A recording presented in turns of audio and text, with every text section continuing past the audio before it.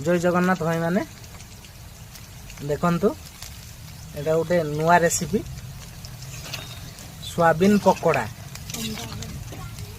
आज भेज सोमवार आज भेज उपरे माड़ पड़ुची तेणुकरी रेसिपी हूँ देखंतु सोयाबीन पकोड़ा। एटा हूँ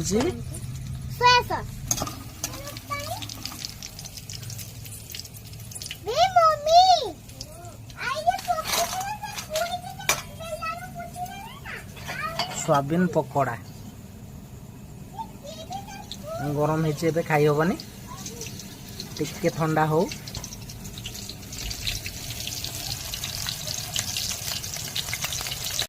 एबे पकोड़ा हो सारी या चली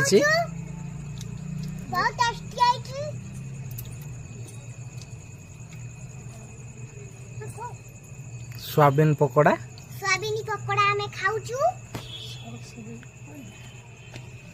सॉस देकी सोया सॉस और एटा सोया हो खाओ खाओ खाओ तुम्हें खाओ केमती खा टेस्ट करो केमती